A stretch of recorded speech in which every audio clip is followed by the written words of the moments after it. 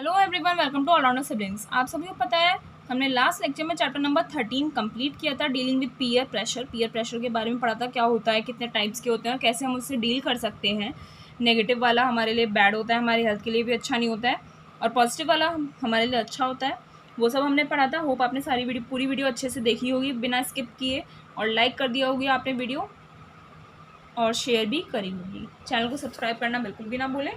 आज का चैप्टर है chapter number 14, save the environment. हमें अपने वातावरण को बचाना है, अपने पूरे इन्वायरमेंट को। ये भी रीडिंग पर्पस के लिए है, ठीक है। Let us protect with love all that God has given अस। हम उन सब चीज़ों को बचाते हैं जो भगवान ने हमें प्रदान करी हैं, ठीक है। तो हमें अपने इन्वायरमेंट को सेव करना है, प्रोटेक्ट करना है। जल्दी से ये चैप्टर कर लेते हैं, छोटा सा है। We all need air to breathe, water to drink, food to eat, new medicine, a climate we can live in, beauty, inspiration and recreation. हम सभी को हवा चाहिए सांस लेने के लिए, पानी चाहिए पीने के लिए, खाना चाहिए खाने के लिए, नई दवाइयाँ चाहिए, एक ऐसा क्लाइमेट चाहिए जहाँ पर हम रह सकते हैं, ब्यूटी चाहिए, इंस्पिरेशंस चाहिए और रिक्रिएशन चाहिए, यानी कि इंजॉयमेंट चाहिए, एंटरटेनमेंट चाहिए।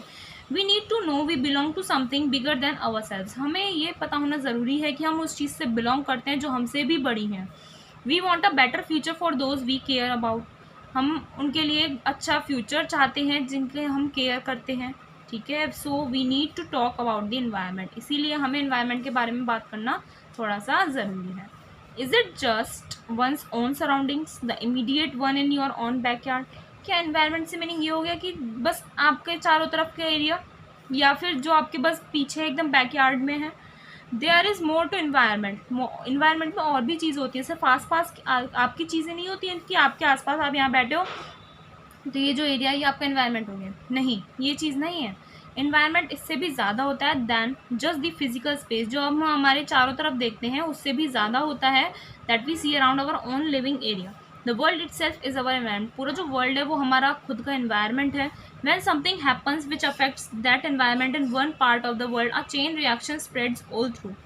जब कुछ वर्ल्ड के या इन्वायरमेंट के एक पार्ट में होता है तो एक चेन रिएक्शन स्टार्ट हो जाती है जो पूरे इस एरिया में फैल जाती है। देखा था ना, कोविड जब आया था, कोरोना वायरस, तो एक एरिया में फैला था, फिर धीरे धीरे सारे में हो गया था। तो यही तो हुआ, चेन रिएक्शन हो गई थी। For example, the effects of global warming are felt all over the world. जो ग्लोबल वार्मिंग के इफेक्ट्स हैं वो पूरे वर्ल्ड में फील होता है, not just in some small parts. सिर्फ थोड़े थोड़े एरिया में ही नहीं होता, पूरे वर्ल्ड में होता है। Therefore, each person has a duty towards the environment as each person is responsible for it. इसीलिए हर पर्सन की एक ड्यूटी होती है इन्वायरमेंट के लिए, क्योंकि हर पर्सन इन्वायरमेंट के लिए रिस्पॉन्सिबल होता है। यानी कि एक एक करके अगर सभी लोग ध्यान दें इन्वायरमेंट पे तो हम उन्हें अपने इन्वायरमेंट को बचा सकते हैं। People are now waking up to the threat of environmental degradation. लोगों ने आज क्या कर दिया है, हम इन्वायरमेंटल डिग्रेडेशन होता जा रहा है, यानी कि इन्वायरमेंटल जो है हमारा वो ख़राब होता जा रहा है दिन पर दिन। Many organisations have been working to save the environment. बहुत सारी ऑर्गेनाइजेशन, संस्थाएं बहुत सारी ऐसी बनाई गई हैं, NGOs वगैरह, जो इन्वायरमेंट को बचाने के लिए काम करते हैं। These organisations requires our support. इन्हीं संस्थाओं को हमारी सपोर्ट की ज़रूरत होती है। We can support environmental organisation in many ways. हम बहुत सारे तरीक़ों से इन्वायरमेंटल ऑर्गेनाइजेशंस को सपोर्ट कर सकते हैं। अपार्ट फ्रॉम रेजिंग मनी, पैसे देने के अलावा और क्या कर सकते हो आप? We can raise awareness. आप जागरूकता फैला सकते हो एक पर्टिकुलर कॉज या एक पर्टिकुलर इशू के बारे में। दे आर फाइटिंग फॉर, जिसके लिए वो लड़ रहे हैं, जिस इशू के लिए वो लड़ रहे हैं। ऐसे केसेस में नॉलेज इज पावर। ज्ञान क्या होती है? शक्ति होती है। Another way in which one can help such organisations is to volunteer one's skill to aid them. दूसरा तरीका क्या है जिससे हम इन सच और ऐसी ऑर्गेनाइजेशंस की मदद कर सकते हैं? तो हम किसी एक की स्किल्स को वॉलंटियर कर सकते हैं, ठीक है, उसे बढ़ा सकते हैं, जिससे हम अपने एनवायरनमेंट को क्या कर सकें? प्रोटेक्ट कर सकें। तो यही था हमारा छोटा सा चैप्टर, सेव द एनवायरनमेंट। हमें अपने एनवायरनमेंट को सेव करने की बहुत ज़्यादा ज़रूरत है।